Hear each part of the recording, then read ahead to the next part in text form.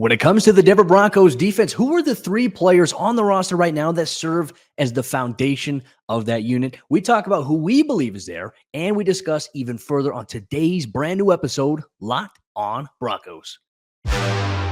You are Locked on Broncos, your daily Denver Broncos podcast. Part of the Locked on Podcast Network. Your team every day. What's up, Broncos Country? Welcome into a brand new episode of Locked on Broncos, your daily Denver Broncos podcast, part of the Locked on Podcast Network, your team every day. When you talk about the word foundation, it means something that you build with. And we're going to take a look at the Denver Broncos defense and identify three players we believe are the three foundational players on the defensive side of the ball. I'm your host, as always, Cody Roark, Broncos reporter from Mile High Sports, joined alongside, as always, by my co-host, Sayre Bedinger, site expert, predominantlyorange.com. Thank you once again, Broncos Country, for tuning in, making Locked on Broncos your first listen of the day every single day. Make sure you subscribe or follow for free on YouTube or wherever you get your podcast. Today's episode of the show is brought to you by our friends over there, LinkedIn Jobs. They help you find the qualified candidates you want to talk to faster. Post your job for free at linkedin.com/LockedOnNFL. That's linkedin.com/LockedOnNFL to post your job for free. Terms and conditions apply. Sayre, training camp is coming up here, bit by bit, day by day, week by week. The time is dwindling down, as we know that rookies are going to report on the 19th of July. Veterans are going to report on the 25th. Fans get access to the first official start of training camp on the 28th at the Centura Health Training Center. And I think as we set the table for the season with our training camp previews, which will be coming up for all you everydayers out there here on the podcast, I think it's important we talk about foundation. When we look at the offensive side of the ball, the defensive side of the ball, that's really important in terms of looking at maybe where this team goes. And the team is going to go as far as several of their foundational players go this upcoming season. So looking at the defensive side of the ball, it's easy to start off with this guy on the defense, and that is Justin Simmons, serving as one of the foundational pieces of this Broncos defense this upcoming season and for the franchise. He is really exactly that. I mean, he is a cornerstone. He's a rock. He's, that consistent guy that you need on that side of the ball. And I think a lot of times you think, well, it's a foundation piece of a roster. Maybe you drift towards some of the younger guys, maybe guys even on rookie contracts yet who are like, hey, this guy's under 25 years old and he's kind of a core piece of the team. I don't think that always necessarily has to be the case. And I think Justin Simmons is certainly that foundational piece for the Denver Broncos defense. He's the leader back there. He's the veteran. And you have to have guys like that. We saw that when the Broncos won the Super Bowl in 2015. What was it? It wasn't just the young players, the core foundation guys, whatever you want to call them, the younger side on that team. It was those veteran players that really pushed that team over the top and got them through that tough time, Peyton Manning down with the injury, Brock Osweiler coming in. It was the veterans on offense and defense, guys like Emmanuel Sanders, Demaryius Thomas, and then defensively, DeMarcus Ware, TJ Ward, Aqib Talib, Chris Harris, that whole crew, those veterans, those players that they've been tested, they've been there. I know Justin Simmons hasn't gotten to experience a lot of the winning that he would have liked to at the NFL level, of course, but I think just his veteran experience, he is the all-pro. He's the Pro Bowl. He's everything. He's the dude back there who knows what he's doing, that anybody can turn to at any given time and ask any question. I guarantee you he's got an answer. And not just about football, but when you talk about he's a family man, he's somebody that these guys can turn to as a mentor. He is the foundational piece, in my opinion, of this Denver Broncos roster for sure defensively. Oh, and he's learned as well, right? When he came in, you mentioned the guys like the no-fly zone. He's carried over things he's learned from each of those guys, and he applies it. And then here's the thing with Justin, too.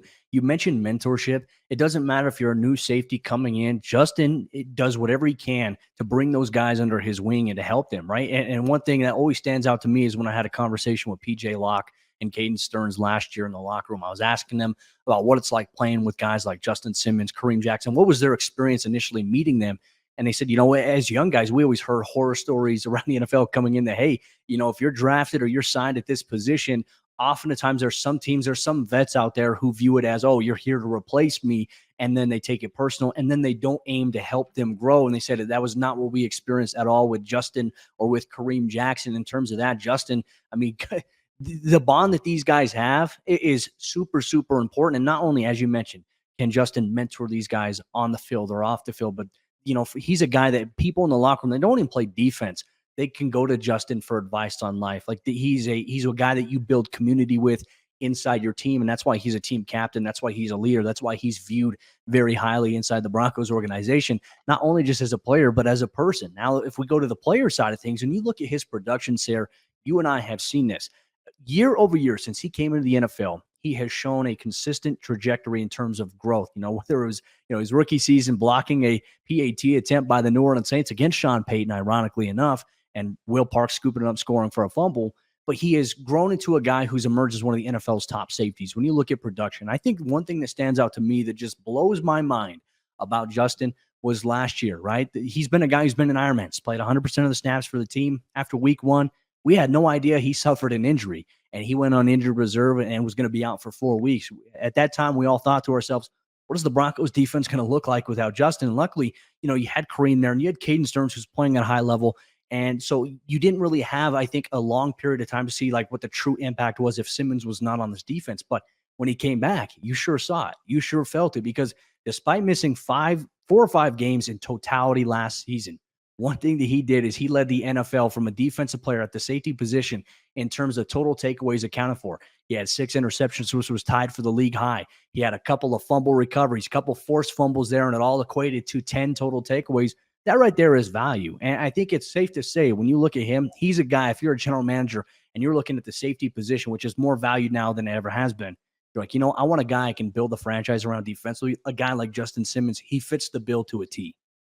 It's kind of funny, as we're preparing for the show and I read the notes about his missed games last year. You almost forget about that, right? Just because of the impact that he makes when he's on the field, and the fact that he put together a season's worth of statistics without being out there for an entire season. I mean, Justin Simmons is he's every bit of the word ridiculous. You look at his athletic makeup, his size, the instincts, the way that he plays the game, the way that he goes about attacking the ball in the air and punching the ball out, attacking the line of scrimmage. Like there's really no weakness in his game at this point. I mean, you could have argued early on in his career that tackling was the thing that he needed to work on the most. And what did he do? He worked on it. He got better at it, and he's become great at it. So to me, Cody, this is a guy that, I mean, he's an all-time jersey guy.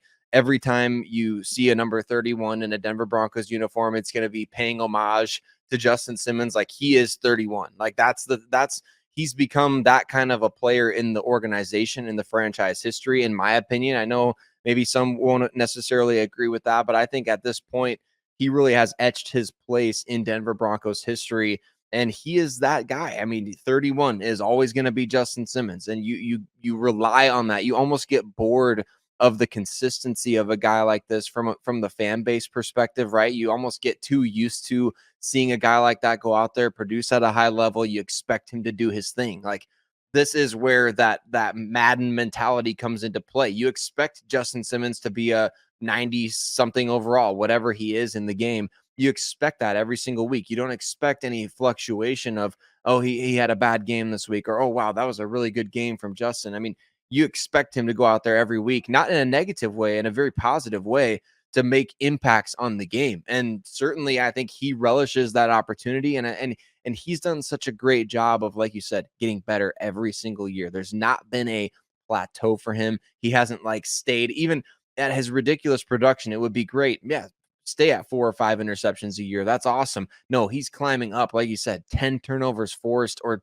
responsible for last season. Just an incredible force at the position. And certainly when you talk about foundational guys, he is he is the prototype.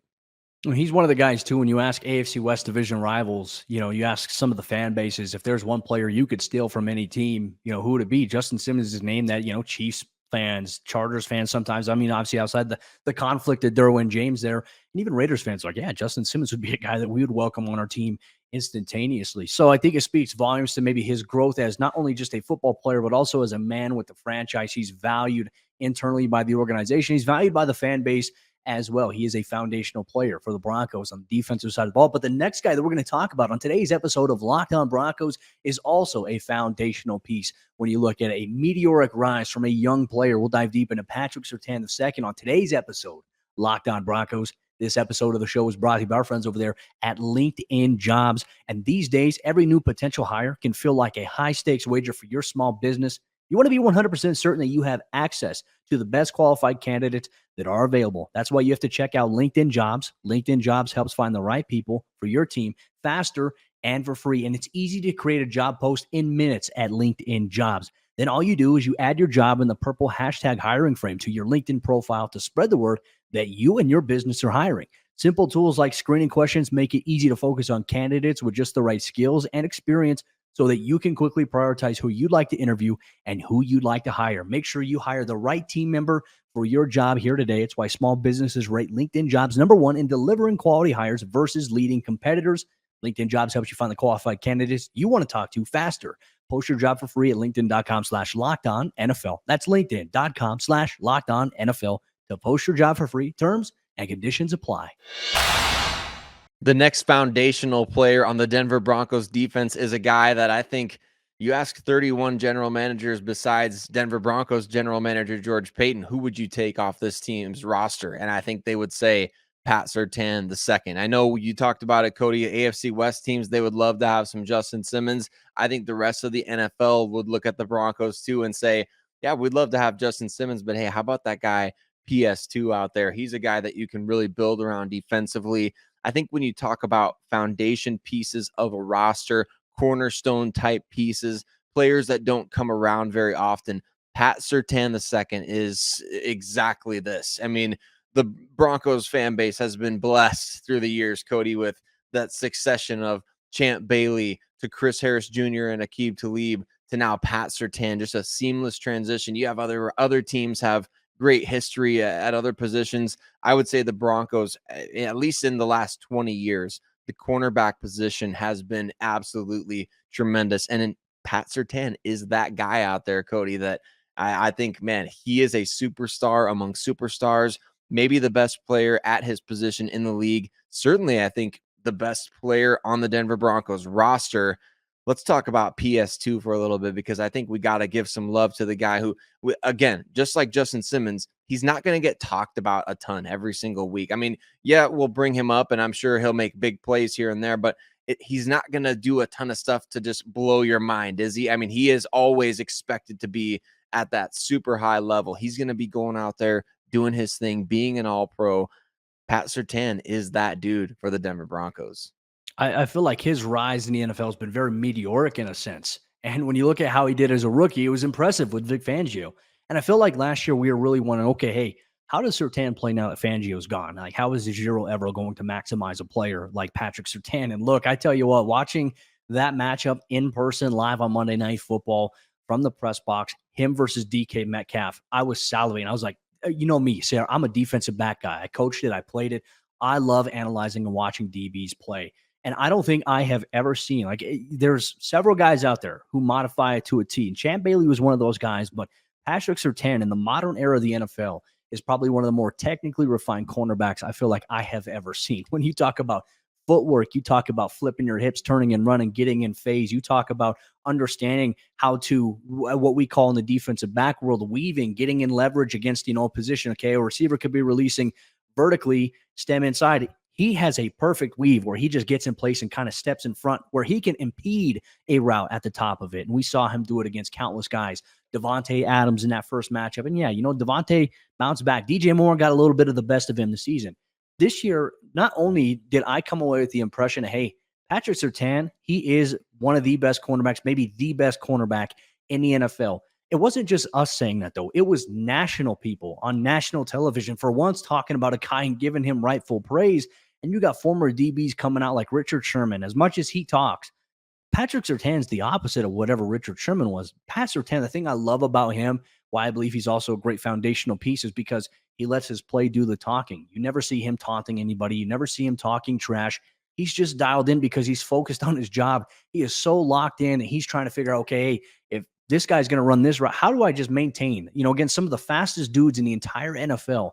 He holds his own entirely. And so for that, I mean, I keep getting blown away week in and week out by Surtain. And, he didn't have the amount of interception I think that he had in his rookie season. Obviously, rookie year, 4 interceptions. That stood out in a big way. And 2 of those came against the Los Angeles Chargers and Justin Herbert in one game. But then you look at this year, 2 interceptions.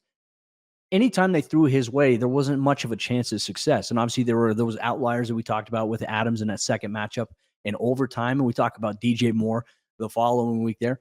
Aside from all that, I mean, Surtain has grown into, I think, a household name in the NFL. And I know everyone's so caught up on Sauce Gardner because he plays in a bigger market, but people need to start putting a little bit more respect on Patrick Surtain as maybe a first name you mentioned before Sauce Gardner, because that's something I feel like, in my perspective, it kind of peeves me a little bit. Like, Sauce Gardner had a tremendous year last year, but if we're honest, we look at the tape, he got away with so much holding and grabbiness that Pat Surtain couldn't get away with stuff like that. Like, to me, that's where I think there's an indiscrepancy in terms of NFL calls and officiating.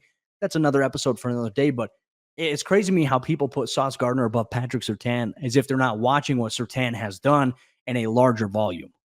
Yeah, give me Surtain all day, right? That's kind of how I feel. Not to say Sauce is not a great young player. I think he's a very good young player, but I just don't think he's on quite that level just yet. And like you mentioned, a lot of these guys that talk, they do get that publicity. They get that hype. So not only is he in a big market, but you got him wearing the cheese head after the game that they played against the Packers, and he does a lot of that talking. So Pat Surtain lets his game do the talking. Unfortunately, some of the time, the media likes to rally around the guys who talk a little bit more, and that's not his fault. So I think if he continues to just stay doing what he does and being who he is, those are the kind of guys like the Champ Baileys of the world. Like, Champ was very similar.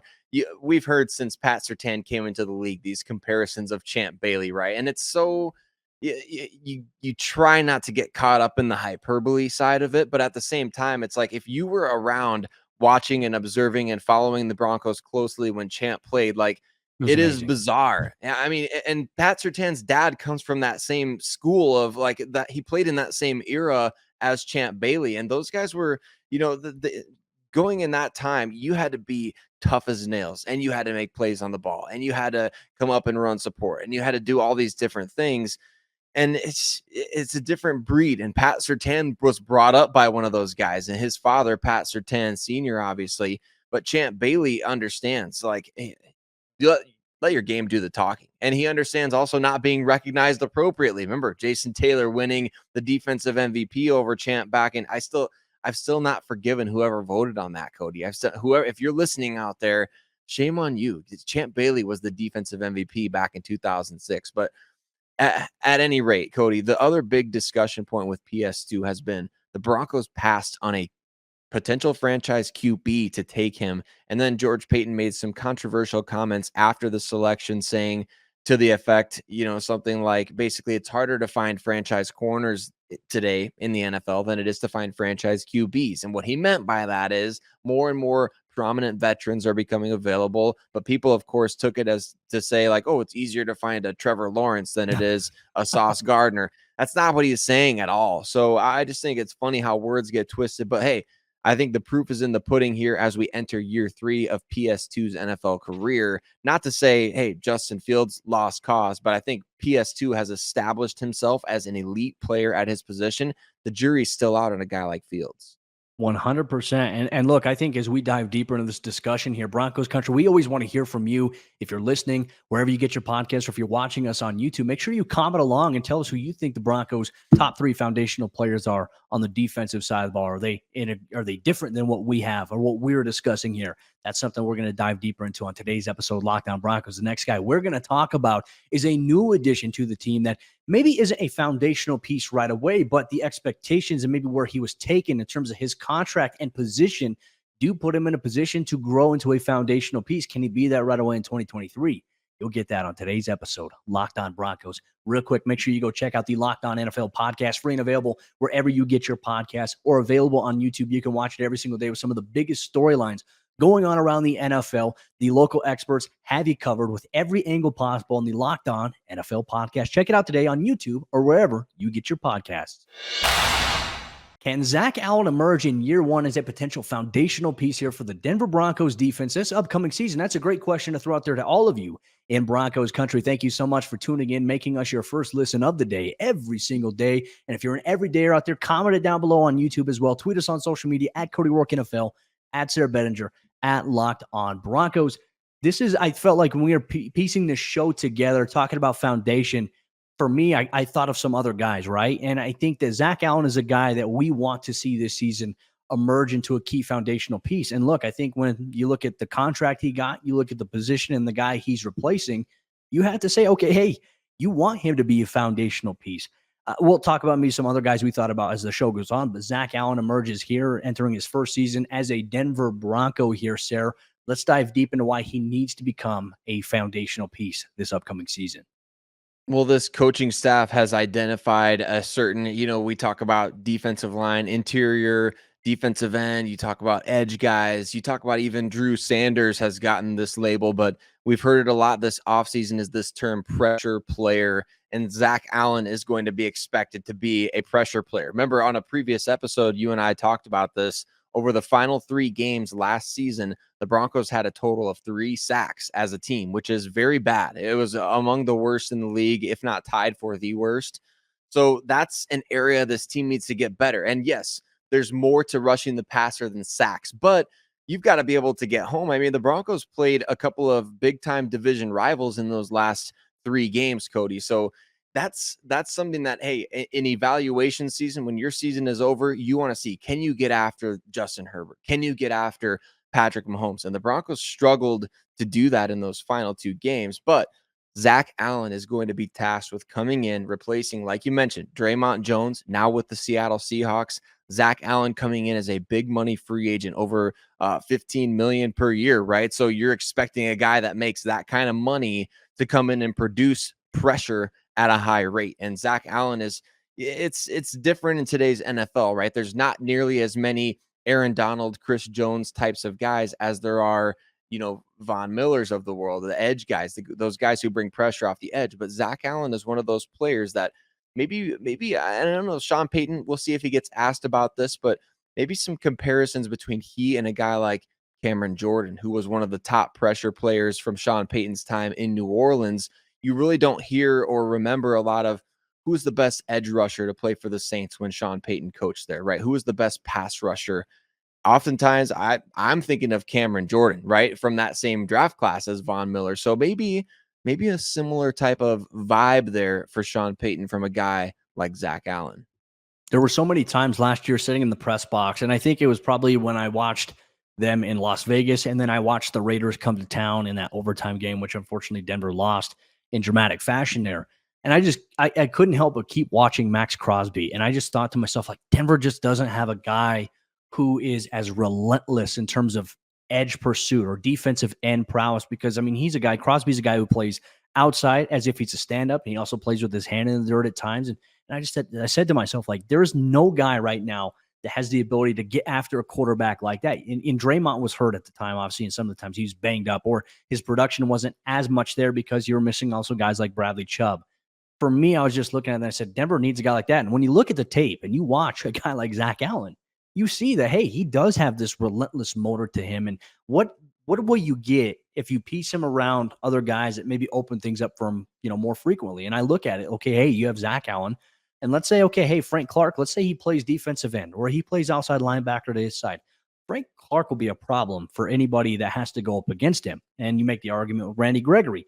There will be, I think, more opportunities for one-on-ones and for guys to be able to beat double teams. And I think it bodes well for where the Broncos are at with a guy like Zach Allen in terms of what he can do getting pressure on the interior. I'm not just talking about off the outside, but also on the interior, shooting gaps quickly in between guards and tackles and disrupting plays, disrupting rhythm, because as you mentioned it, pressure is paramount. It is important. And Denver's going to need to get a lot of it, especially in the AFC West this upcoming season, if they want to have success overall as a team. You have those dynamics. You have those pieces. And obviously health is a big factor. He missed 4 games last year. Same thing with Draymond. They play the same amount of games overall. But you watch the tape and you project, okay, I think this is what this guy can become. It does make you excited a little bit that, hey, Zach Allen could become that guy. I mean, Sayre, I'll tell you this. Without the pads watching him, he's big. He's big. He's fast. He's physical. I'm excited to see what he looks like with pads come on during training camp overall. And I think my biggest point here is Denver hasn't had a guy at the defensive end-like position to be able to do this in quite some time in terms of pressure rate. Draymond, you can make the argument, but I think you have a guy who's coming into a situation that's maybe far more beneficial than maybe what Draymond was in previously here in Denver. I'm excited to see how it plays out.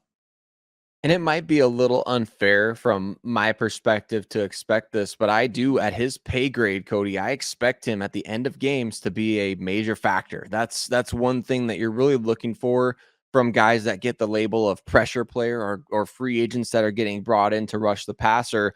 There's a lot of pressure on these veterans that are coming in, Zach Allen, and like you mentioned, Frank Clark, Randy Gregory. These guys are going to be tasked with making big time plays at the end of games, not just all throughout, but the Broncos lost a lot of one-score games last year. And not to say, well, if the pass rush was better, they could have maybe won a couple more games. Maybe they could have. Maybe they wouldn't have. We don't know that, and we'll never know that. But I would like to find out this year if they have some productive pass rush, especially in the fourth quarter of games.